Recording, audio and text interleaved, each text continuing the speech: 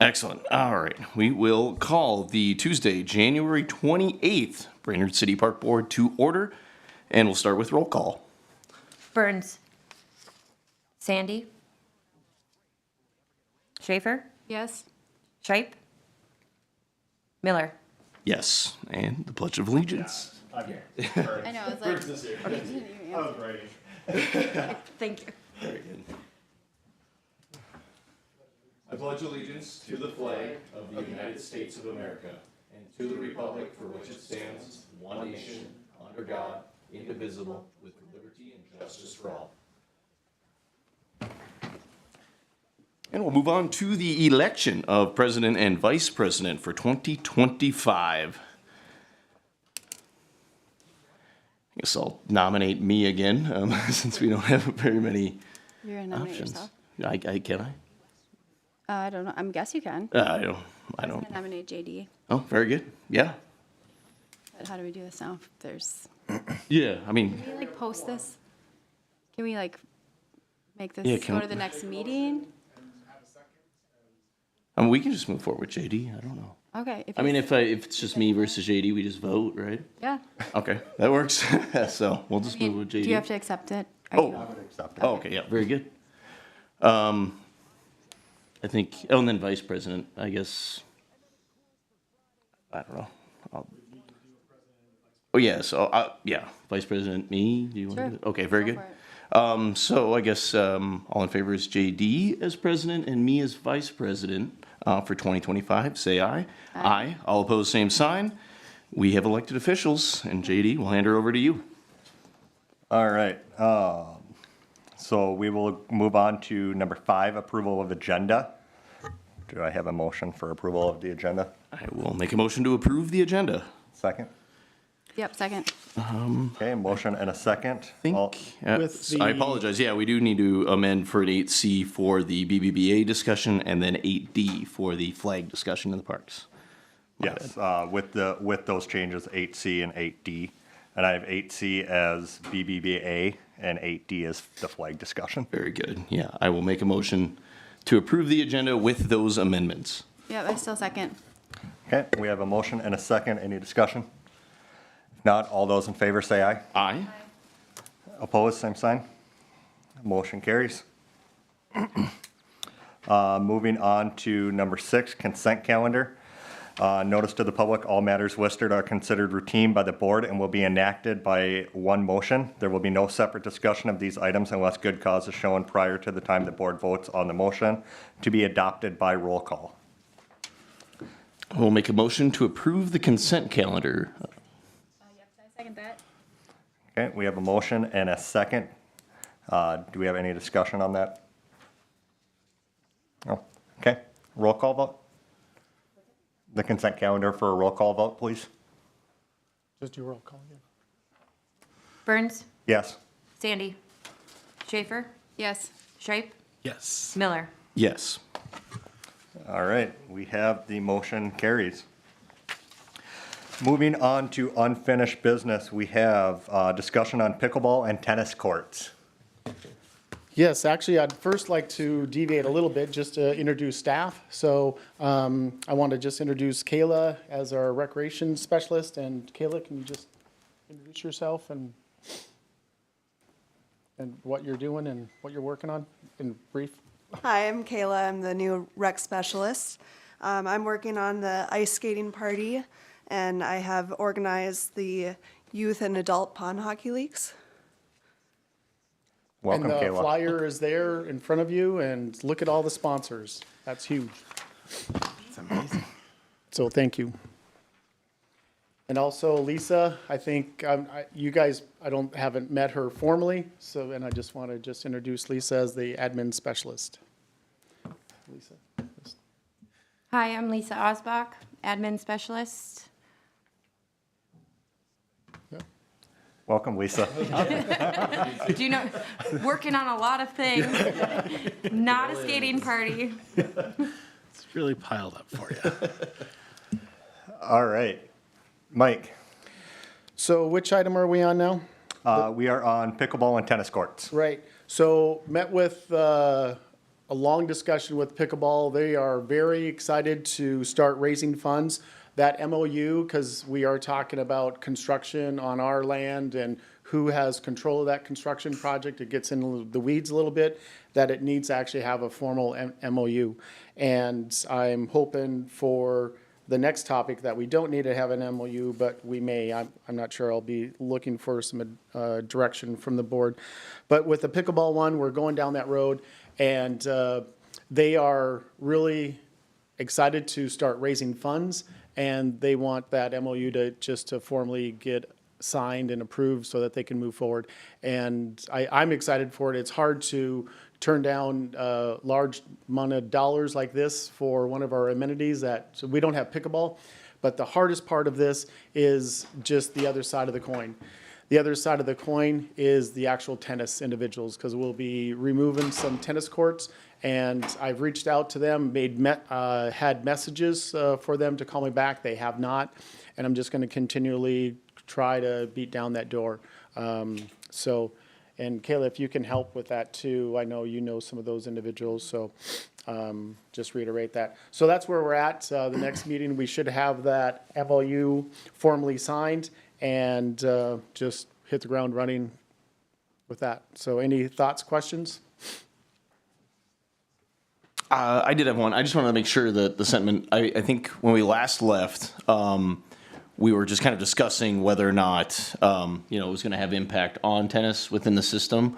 I don't think we even really had an agreement that we were going to sign an MOU or any of those things with the group itself just yet, just based on the tennis findings. I think that was the sentiment at the time. I, of course, am still very on board with the MOU and doing all those things, but I don't think we actually formally were we're all on board, we totally want to do this sort of thing.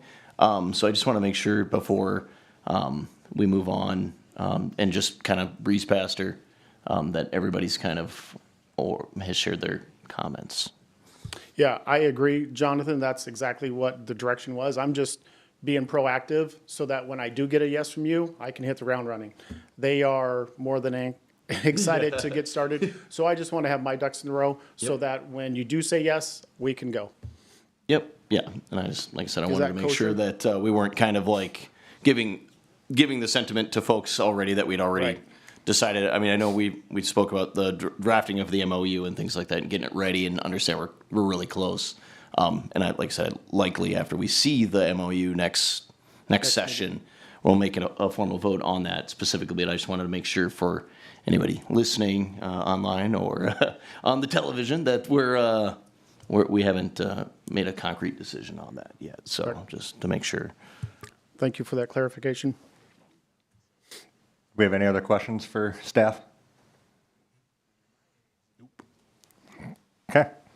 And you were not looking for any action items this month, right? Not on that topic, no. The ball is in, we're refining that MOU, getting it very tightened up, and then we'll be presenting that to our attorney, and then for him to put the final touches, and you'll have it next meeting. Okay. Moving on to new business, we're going to go to 8A, ice skating party at Memorial Park.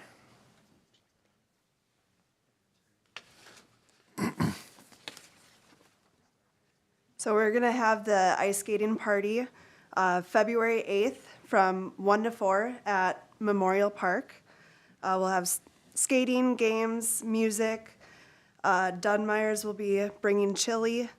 We'll have some hot cocoa, coffee from Caribou, and we have 7 sponsors for the event. Perfect. Great. Do we have any questions for staff on that? Just a comment. I love it. That's great. I mean, I think it's one of those things where this is a significant amount of sponsors, comparatively speaking, to our previous ones. And I imagine, like I said, you whipped it up pretty quick. So I think it's pretty solid. I think it's great. Yeah, I'm just excited to see some organizations sponsoring we haven't had before. That's really exciting. So really excited to check it out. Will we be making any money, or is it just covering the costs of the products that we're giving away? It is all free for the public, so everything is donated. Okay. Cool, thanks. All right, thank you, Kayla. Moving on to 8B, discuss future fee schedules. So Lori, if you can pull up that attached item.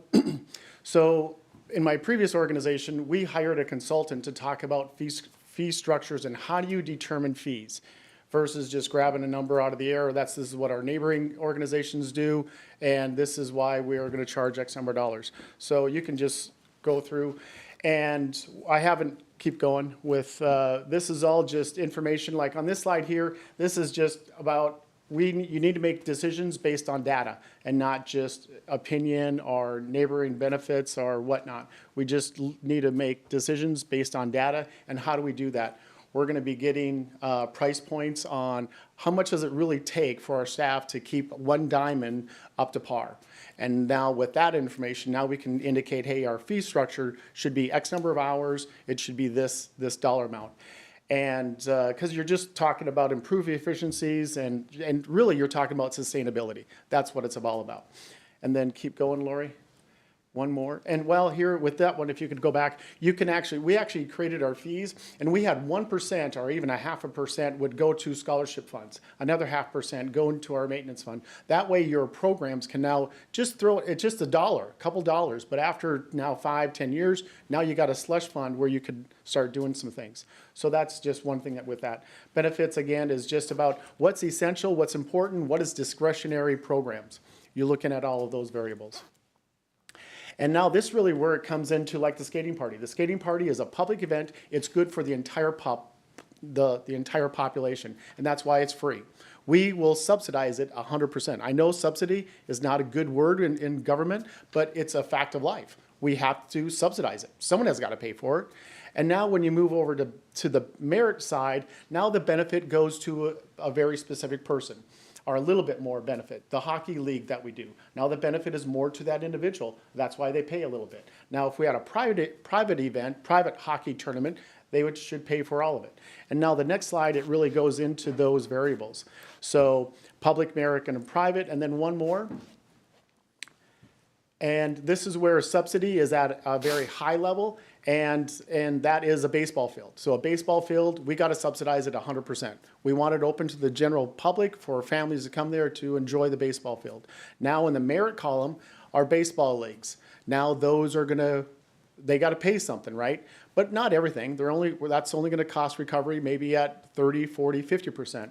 But now if we have a baseball tournament, now that is where, because if, JD, if you don't like playing base on tournaments, your tax dollars should not be going to that tournament for that individual to have a private tournament, right? Your tax dollars should go to the public programs and the merit programs, not to the private side. And that's just what I want to look at with those things. What else is there, Lori? I think that, and then differential pricing. You got some fields that are phenomenal, other fields like at Buskin Basin, it was just not so good. And now you have differential pricing. We all experience that when we go to a hotel or even at a movie theater. Their prime seats are more expensive. The prime hotels are, the view is different and so forth. And differential pricing, people are used to that. It makes logical sense.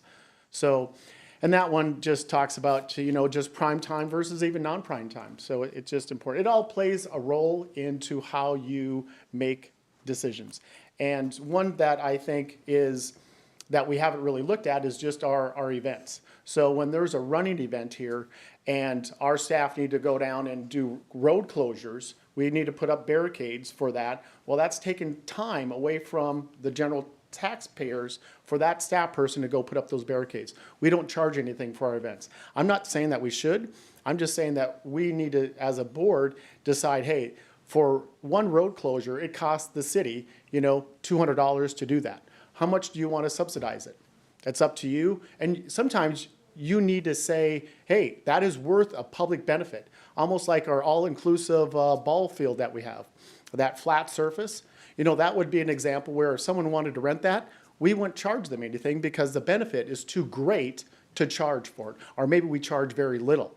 And that is where this pricing model, when you have decision-making principles in there, you can make a decision, and then it's now backed up by data and not just personality or general information. So that's all I wanted to talk about.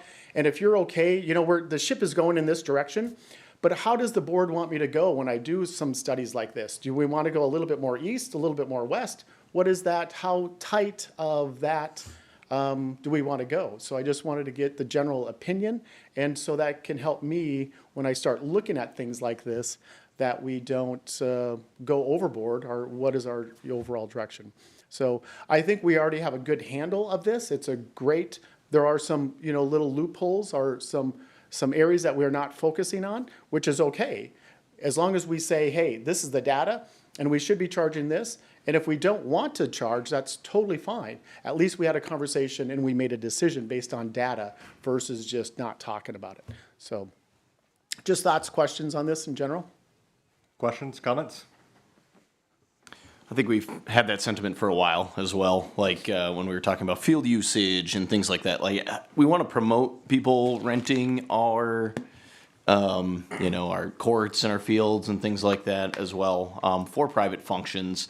But what does it really cost, right? And I don't think that number, in general, labor or materials or any of those types of things have really been quantified in front of us. So I think it's a really good initiative because, again, we want to have something like that. We want to have a general understanding, but we want to make sure that we know, at the end of the day, that it is reasonable for us to charge some. Because again, even on our current fee schedule, just as a citizen of Brainerd, I don't know, some of the fees on there seem really high, but I don't, as a member of the board, I don't necessarily know that that's the cost, right? Like, okay, I mean, I have to be able to show this, and hey, this is the reason why we charge $40 an hour for this or that. So it's easier for me to digest simply as a board member, but even as a citizen, like, okay, they've done the math. This is what it costs. And Right. so it's much easier, sales-wise and decision-making wise to have that type of information, just even anecdotally. So I like that initiative.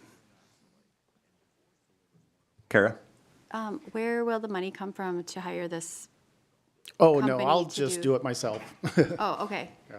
You can, Jonathan can buy me, well, sorry. I'll do it internally. We're just gonna go around and Yeah. count every dollar on in every park, and every blade of grass and see how much it costs. Oh, no. So, Well, I thought you just said you were going to hire a consultant. We did with our previous organization. Oh, we meaning when you were at your, Yeah, okay. with the city of Las Vegas, yeah. Okay, It so was this is quite just- an extensive, process. Sure. And because we had a whole division of individuals renting fields to, individuals that would come in. They had a budget over, revenue-wise, over $1 million per year. But, so we really wanted to focus on that and really gain as much as money as possible without overcharging. And we were able to do that, and now we sustained ourselves for future growth moving forward. Got it. And even here, we can do it just on a smaller scale. And again, it's just decision-making. I think it'll be great because, we had discussion before about like pickleball courts at Memorial Park and saying they were subpar compared to others versus the pricing. So I think just having a deep dive into that'll be good. Andrew? Yeah, I really like this approach. I think we've bounced off it, like with both the city pickleball league and then the private league that came up, I think, this fall, with like the trophies for the league we were running. Like, to your point, Mike, that's not really something we want to spend taxpayer money on is, trophies and awards and gift certificates for people in a kind of merit-based league. And then the private league, I think we started to realize, hey, we just need to cover our costs, whatever those may be, because it's just that group of people getting the benefit. So I'm really excited if we can help at all. Right. Yeah, this is great. Mayor? Yeah, so Mike and I met last week on this, and we had a really good talk. I think there's a fine line in what you guys do in what we're subsidizing and what is it that we have to find some way to pay for. And I like the 3-tiered approach. The nice thing about it is that we can shift organizations into different roles as well. So if we have a partnership with somebody, that doesn't mean that it has to be strictly following exactly what things are. There are things that we can trade off to get ourselves to where we need to be. Data is good. If we can find data on what it costs, I've said it, I want to know what it costs to mow a square yard of our grass, right? We should know that because we have all of it to take care of, and we know that we have to take care of it. We should know these things. So I like the idea of it. I am slightly cautious in that we need to make sure that we are taking a similar butts and seats type of approach that we've done, in that we can price ourselves out of things as well. And we have seen that happen locally even, that we just need to be careful with those types of things. We don't want to price ourselves out so that nobody's able to use it, because we still have a cost to it no matter what. It still exists, it still depreciates. So finding that fine line somewhere in the middle where we are having some kind of subsidy so that people can use it, but also then finding partnerships in order to make it work. So I think we can figure out a nice way to do it. Data is good, so I appreciate that. Jonathan? Yeah, I think, to the mayor's point, I would actually like to see, if we come into 2025, I'd actually kind of like to see, or close to the beginning of the year, what were our rental hours? What, those types of things I think are, again, from an onlooker's perspective, relatively simple for us to know, like how many gazebos were rented across the, we've never seen any information like that. I mean, we could see the raw dollar amount from revenue generated from those facilities, but what are we, like, again, I think the pickleball court cost is a little unreasonable. Well, how many people rented that over the course of the year, and how many hours did we generate revenue from specific amenities? So I think that breakdown, along with this philosophy is going to be really useful. I think it's just, again, me personally, data. We can't tell you how many people are actually setting foot. We don't have a traffic counter on every single pickleball court and baseball field across the city, but we can know what people are actually spending money on within our system. So I think that's a report I'd actually really love to see. If we start utilizing this philosophy. So Good. I do have a question or clarification. Currently, we have not approved any 2025 fees. Are we still operating based on 2024 fees if there is a rental right now? Yes. Okay. You want to bring that to the next board meeting? I didn't know that we had to approve it yearly. I think we already did that. though. I don't remember which meeting it was, but I do believe that we have our fee schedule, because we hung up, I think, maybe in November. Hung up the banners. Yes, That's right. yeah, because we hung up, we approved everything, and then we discussed banners the month after. So I think we are set for 2024. Yep, very good. Any other discussion, comments, questions? Okay, moving on to 8C, BBBA discussion. Yes, this is our Brainerd Baxter Baseball Association, and Corey is here joining us. And we met a couple weeks ago just regarding, how can we collaborate together to make a better baseball association in the Brainerd Lakes area. And so Corey was, again, another huge organization that is wanting to help the city of Brainerd. And it's just, it's touching that organizations that they want to do business here and they want to play here, they want to do recreation here. And so they came forth and they are willing to do new scoreboards at JC and Bain, right? I forget. Yeah, Bain Park. And we might even go into Mills Field if this partnership is really good. And we do that scoreboard also. And with this, I'm so excited that we even just took it another step further in the sense that when he does tournaments, we have our softball fields. We actually, other organizations will convert their softball fields to Little League fields. Again, it's not the, tournament play and sanctioned tournament, but just to get more ball fields, right? To be able to have a bigger tournament. And so we're gonna do that. We are gonna buy the bases, put them in our softball diamonds and make that work. We're also gonna put them into Mills Field so that so the championship game can be played in the grandstands, maybe under lights. It just would bring a different feel for those kids when they're really playing that championship game. So I just really want to ask the board to approve this. And if we need to go to an MOU, I can go down that avenue. But they would put in the scoreboards at those two parks, and in return, they would just want to have banner space on the outfield fence that they recoup some of their costs. And I'm just recommending 10 years and at 8 years, we renew that contract, and because they got to recoup, and they are going to be a partner that actually helps maintain these fields and so forth.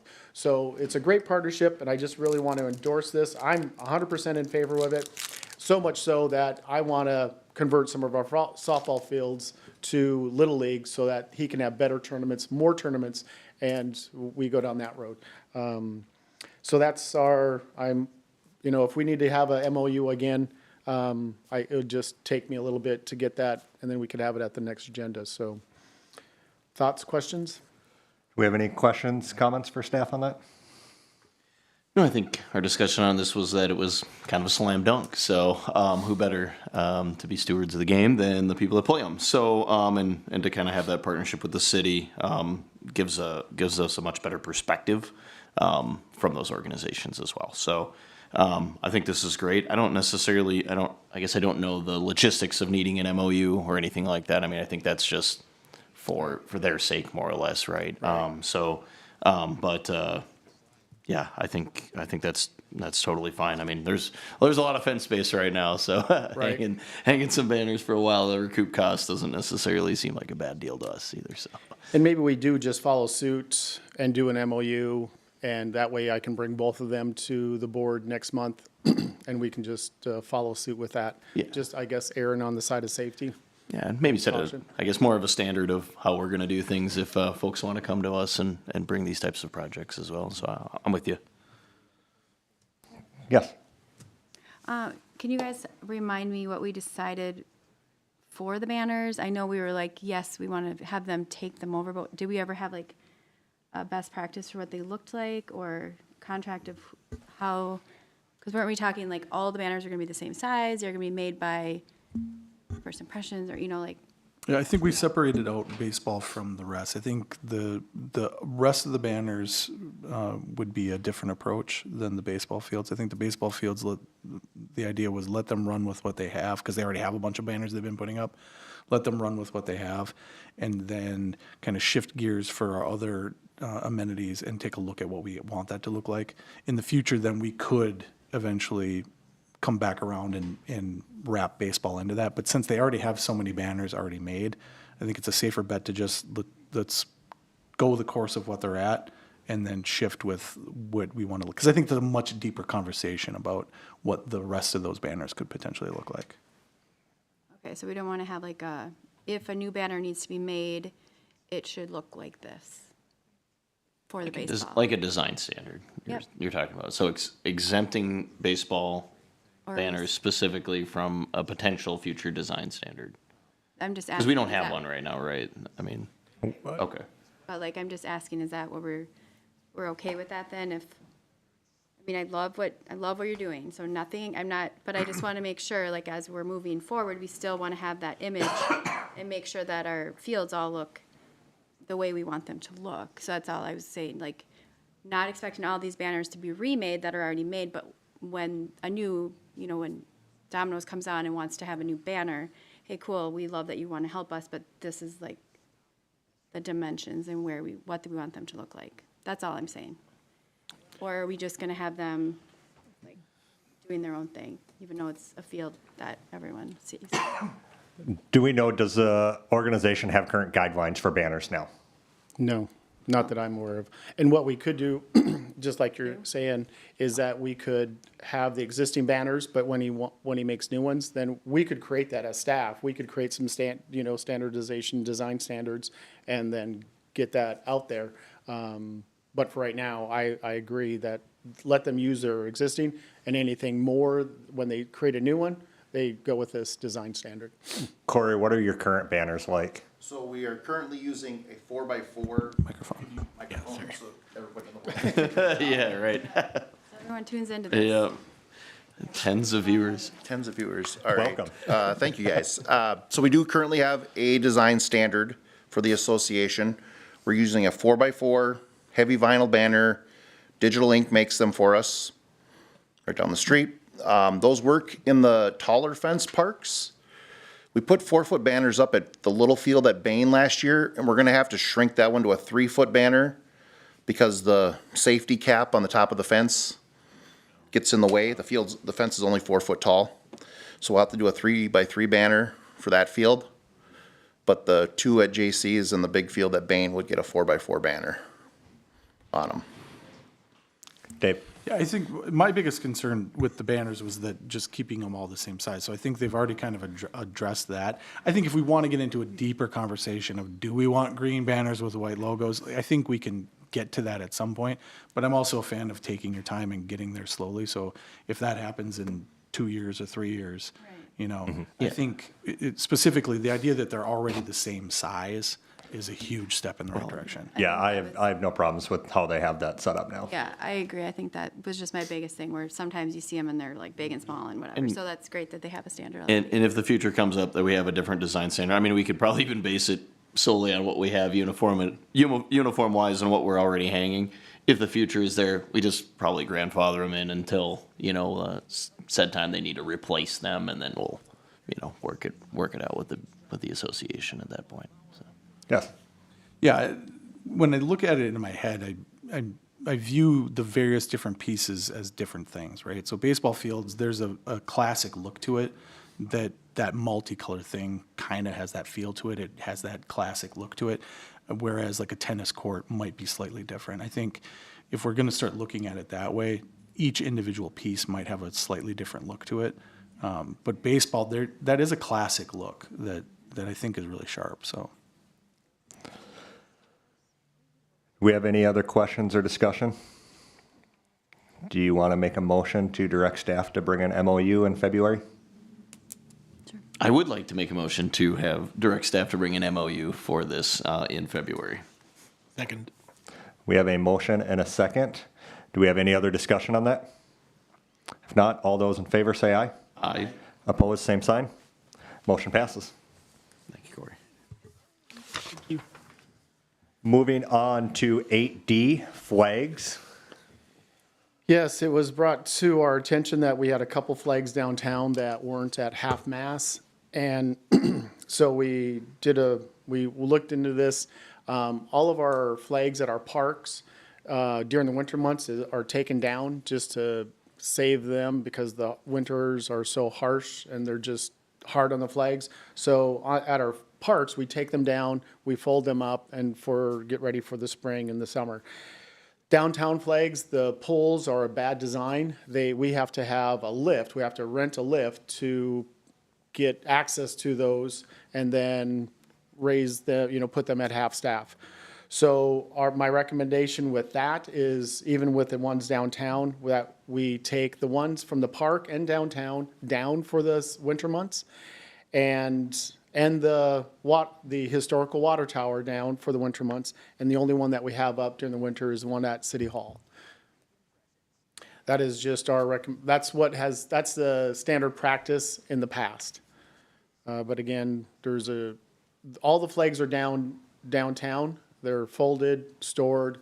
I just had staff, because we couldn't put them we'd have to rent something to get them at half-mast. So we had BPU come over to help us with that, and we just got all of them all down. And so now we're just looking for direction. How do we want to handle this topic? I had email conversation with another council member, and he was saying that the emotion out there in the public is that even if we can't put at half-mast the one at the water tower, that one should come down also. And so it just is a lot of work for our staff to go all the way up to that water tower and put it at half-mast. We'll do that. But again, just know that it's going to take away from our maintenance if we do that. This is a hard topic. Our staff are 100% on board with the American flag, and we just know it's a hard topic. At the same time, we want to do what's right with our staff, and we're limited with staff. We got a lot to do. So this is a touchy subject, and just looking for guidance on this one. Mayor? Yeah, so this is a city council issue, not a park board issue. If they're not within the parks, this will just go straight to the city council. Okay. I mean, technically, the boulevards are within your guys' care, but I think if we're talking about flags, shoot it all the way up to the top. Okay, sounds good. That was my thought too. And we'll just follow suit with the ones in the park. We'll follow suit with whatever the council directs. That, absolutely your control. So right now, you can make a decision on that, but in terms of the other stuff, shoot it up to the council. Okay. And if the council says to you, they would really appreciate yada, yada, yada, that's great, but you do have the authority to make that decision, so. Does anyone have any comments or questions about flags in the park? Well, based on what I feel like the council is going to say, at least, I'd like to hear from the council specifically, but then after that, probably explore some different flagpoles. Yes. So, And there's a couple that don't have lights, so we took those down immediately. So, yeah. Any other discussion? Andrew? Were the complaints about, they were just the downtown? Yeah, flags? because that was the only ones that we didn't have at half-mast Oh, for sure, Jimmy Carter. And again, no disrespect to anyone, that was just an oversight, and we just need to create something here, and that's why it's on the council. But I'll bring it to the city council, and then I'll just brief the board also and what they say about the ones in the park. All right, thank you. Yes. Sorry, what other, do we have any state flags in parks, or is it just the one on the water tower? I think it's, I'm not sure. Okay, That'll be a part of my further report. cool. I don't recall state flags in any parks. Yeah, If I I've can't gone remember. around to them. Memorial would be the only one I could think of, but I think that's just the, yeah. Any other questions or discussion? Okay, moving on to 9, the public forum. This time is allocated for citizens to bring matters not on the agenda to the attention of the board. Time limits may be imposed. I will open up the public forum at 4:36 p.m. Seeing none, I will close the public forum at 4:37 p.m. Moving on, number 10, staff reports. Yes, the only one that I have is, so Troy and his crew, they're just working on the ice, removal of downtown decorations, and that's all complete by now. Irrigation, they're working on that. The big thing that we're doing now, we're doing employee evaluations, and so they're heavy in that also. And obviously, last week, snow removal, and JC is going to be a big one that we had a meeting on, JC Park. They're working on the doors. They're working on JC Park. They're painting the doors. So we got the doors from High Tech, and they're painting them. They're doing a couple coats, making it nice and smooth. So it's just nice to see that they're already prepping for the spring and summer. So that's nice. And then we do have some other events that we're working on. You want to talk on those? There's just one other event that I've been working on, and that's Paws in the Park Smooch a Pooch. That's at Buster Dog Park, and it's just a mini event, February 13th from 5 to 6 o'clock. So there's a kissing booth for fun photo opportunities, cute bandanas, and some treats that are going to be donated by Pampered Pets. Thoughts, questions? Did Any questions? Andrew? we end up flooding the new rink at JC's? No. We're going to let that, it grow with grass first. So this summer is, and I really emphasized, the grass at JC. So we actually talked about that. And if we have another drought like we did, last year, Troy is being very proactive. And we looked at his budget. He actually gave up a vehicle that was going to be assigned to him. So with the savings with that, we are going to be purchasing a piece of equipment that we can hook up to the fire hydrants and water those fields to ensure that we have green grass. And we'll be using this piece of equipment across when we do have droughts, that we can just get our grass up to par, especially JC Park. We want it to grow, get root, so that we probably won't be able to play on it, but it's just critical that we get our first year, that grass takes root. So that's really critical that we did that. And it was just nice that Troy he researched all of this and came up with a good idea to ensure that we have green grass there. And then next year, or this year in the fall, in the winter, we'll be seeing how that skating pleasure rink goes. I know it's a huge controversy right now. Is it going to work? Is it not going to work? We're going to see if it does. And if not, we can change that in-house. we've already talked about metrics and ways that we can change that pleasure rink area. And also, one thing that we're going to be looking at this summer is that other skating rink that we have in storage that is questionable about a couple boards. We're going to get that we're going to get that up, and we're going to look at that. We're going to, we got a lot of smart individuals there at the yard, and we're going to make something work. So I'm really, and we'll be coming to you, board, regarding the actual location of that. J.C. Park will be one of that I recommend, and any others that we have out there that we would want to do another skating rink at. So that's all I have. Any other thoughts, questions? Seeing no other thoughts or questions, we'll move on to 10A. We have a complaint form submission. Looks like went to 3 different skating rinks and none of them had lights on. It's free fun for kids and adults. Lights should be on for all to enjoy public parks, especially during the winter. Yes. Beyond that, there was very little information about that, so. Yeah, and Troy handled, sorry, I didn't know that made it here. We've already handled it. Troy was on it, and one was a hiccup. It just didn't, the switch wasn't inside the building, and it was just an easy fix. He had it done that day. So, do you have anything else to add to that? Okay. Mayor Dave? Isn't the one at Memorial a push button, no? Didn't we install, yeah, don't we have a timer on that one? I'm not sure. The board made that motion to have a timer put on that one at Memorial, so let's just make sure that's the case. And I think. We gotta make sure people are aware of that. Yeah, that they know they need to press the button. But yeah, it's on, I think, if it is completed, I think the work was on one of the previous staff reports from the last couple of agendas. So I believe it is complete. So if that is done, let's just make sure that somehow people are aware that that's the case. Right. Will do. All right, moving on to item 11, board member reports. I do not have any reports. Jonathan? All right. Yeah, just a couple of things. So preliminary talks for a rock concert in September of this year. Dates pretty much concrete, I think. So we've penciled those guys in for September 12th and 13th. Again, all preliminary. We're trying to get a lot more information, but we discussed a few of the hurdles.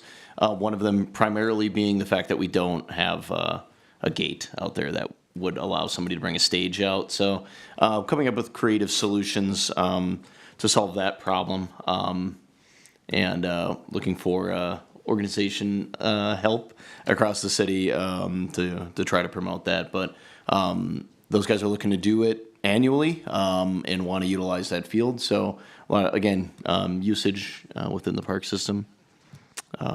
Another opportunity to promote our amenities again.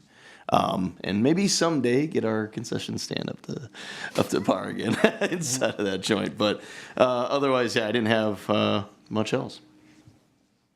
Andrew? Nothing for me. Kara?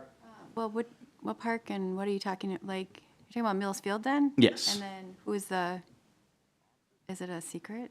No, it's not necessarily a secret. Oh, the band, they're booking the national act. I believe, again, preliminary speaking, they have Hairball for the 12th of September. They're working on their national act for the 13th. So it'd be a 2-day event utilizing Mills Field and Memorial. So, and then just kind of working, again, bouncing a few ideas off Mike. Because, again, they utilized the transit system for that Wonderland experience. So potentially seeing if the city is involved in any way, what we can do city-wise to try to scrape a few bucks apart from the rental fee as well. So My only thing would just be, I'm going to bring up the beach every month until I think we should have a beach, you know? So I want to make sure we don't forget about that out there. So I don't know if we want to look into it now that it's a new year and get some quotes, or if we have any updates from staff on any plans. Yes, we've been looking at that, and we're going to be doing our grand opening at Lum Park, probably, in June-ish. And so prior to that, yes, I've already talked to Troy and Sean about mechanisms. Troy is going to be just looking at different mechanisms to do that. And I even had just an idea, we got a lot of big, heavy equipment. We got to work with the DNR, what we can do and what we can't do. There's a lot of guidelines regarding shoreline and all that stuff, but we are going to be addressing that shoreline, getting the flag or the canopy up before we do our grand opening. And the beach is going to be, we're going to be contacting the Loons, the ski club there, and asking for their help and involvement during that. So yeah, that is, we're already thinking about some ideas. It's really going to be on the restrictions on the shoreline, what we can and cannot do. So that's, but it's on our radar. Yes, we are going to be definitely doing that. And also a grand opening at JC Park too. Comment. No, that did remind me. So, I've had a few conversations with folks that run restaurants and stuff around here. Our concession stands. So again, we've talked tirelessly about our concession stands. Is there the ability for, I don't know, I mean, the logistics of this, totally foreign. Can these folks just man our concession stands? I mean, is that something that we can look into over a season, like just giving a certain organization the concession stand for the season, right? Or something like that, whatever timetable, and then just carrying that forward. Or again, going on because I know that the city is really restrictive on food trucks and things like that, but if we don't go that route and maybe our concessions are getting banged up, can we have food trucks for organized sports within the city? That was kind of a conversation that's been brought up to me actually twice this last month. So, Dave? Yeah, so as far as the concession stands are concerned, we just need to make sure that those kitchens are up to par. In some cases, they're not, and it's a thing that is a continual maintenance issue. We need to do a better job of that, making sure that they are continually up to par, so we never have any lapse in them. I think a few of them may have lapses. In terms of food trucks are allowed in the parks, so our ordinance allows them. Pretty much, I don't think there would be any restrictions to any of our parks in terms of where they could be. So there are other places, obviously, you can't park directly on the street in front of someone else's restaurant. But in terms of the parks, they're fully allowed. So that would just be a park board issue of figuring out what you want to do with that. okay, yeah, I didn't know that I know there's a little bit of a differentiation between city, like streets and the park system. So I didn't know how to answer that within the system. So I mean, just for everybody out there, likely, they could just pull up their truck to regular softball play on a Tuesday night and sell food. Not without first coming to you guys. So they would need to have permission from you guys specifically in order to do that. So a lot of it goes into being tied to an event, right? So if there's an event, they can be attached to that very easily, and they can go almost anywhere with an event. Within the parks, you guys have the authority to have that and what that say is, but they would need to have first contacted you. If somebody just pulls up with a food truck at softball, they're not allowed to do that. But if they have first Definitively not allowed to do that. they can't just go, well, because you can have your food truck in parking lots, but they're the private parking lots. So Right. technically, once you come into the public parking lot, no, that's not allowed within the ordinance. Coming here first would then allow them to do that, but they couldn't just pull into that parking lot. That's actually not allowed by the ordinance. Okay. Can I add to that? Yeah. So if we had an idea of someone who had a restaurant and they had a food permit, could they per se, like, say they wanted to take Memorial concession stand for the entire softball season? If we did like a contract with them? You would have to have, we've already paid for our, what is that, Lisa, the Minnesota, the permit? Yeah, so we have a health permit with the state for every concession stand, and we can only do X number of days. After you reach that threshold of more day, I think it's like 10 or 12, after that, now you jump into another bracket and you have to pay more. So they would have to have that for that specific location and indicate, release us on their insurance. And so we've already paid for ours for the season, for all of our concession stands. And Kayla and I are going to be really looking at the concession stand operation in a fee structure magnifying glass. And because that should be, if we're gonna be spending time on it, it should be making money. And it should be. So we'll have metrics and stuff in place, procedures in place to ensure that that does happen. Regarding, you know, a special event like that, absolutely, that we could draft something to have another, you know, restaurant operate that, have it be a rental, you know, release us on your insurance, you know, all those other indications, and yeah, that would be totally fine. So it is possible, we're just kind of, I mean, again, I like our internal concession stands to work, would be, I think, ideal, but I just was curious on what the logistics of that would be. Just, I know I have a lot of, at least two businesses along Mill Avenue that are interested in being a part of that. So, or not business owners, but people who live around Mill Avenue that were interested in potentially having their food service do the concessions there. Yeah. You guys can make whatever decisions you want. So, I mean, you can make that decision. It just has to follow what the state will allow you to do as well, so. Very good. Just Andrew? if they have a food truck, I would much rather let them show up Yeah, than maintain a concession stand, and the cost of, gosh, the floor at one of those has been like a 2-year thing. And that's where I was at too, was like, if we were able to find something like that, I mean, I don't know necessarily, the Memorial Park concession stand isn't in obscene disrepair, but, you know, as the future progresses, I mean, there are a lot of folks that are interested, even locally, like within our, like businesses within our city that are interested in doing some form of, you know, catering for the higher volume softball nights and having their food truck pull up. Again, don't want to throw the amenity of the actual stand itself into the garbage, but, you know, if at the end of the day, which just doesn't make any sense, we go 2 or 3 years and we're still losing money or coming close to breaking even, maybe, you know, something that we could explore. I just wanted to know before any of those conversations get off the ground, like what we would have to do, so. Mr. President, one last thing on the concession. So at the end of the season, you'll get a formal report on the concession stand and our recommendation moving forward. One recommendation, if it's not in a positive financial light, one recommendation would be that we look at our existing partners that we have with our ball fields, such as the one here today, that we work with them, draft another contract, and that they administer that. And because Other partners. But it's just an aspect that if we already have an individuals that are advocates for us, and they're gonna have, they want to put some of their money back into our park, why not continue that partnership? It just sort of goes hand in hand. But again, at the end of the season, you'll get our formal report, and I think it's gonna be pretty positive. We're looking at, we have like, I think there's like 40 items on this menu. And I was like, we need to really condense that. We don't need a wide variety, we don't need 2 pages of a menu item at a concession stand for a baseball game. So we're looking at those measures also, just very finite, looking at it from just a business perspective. I like that.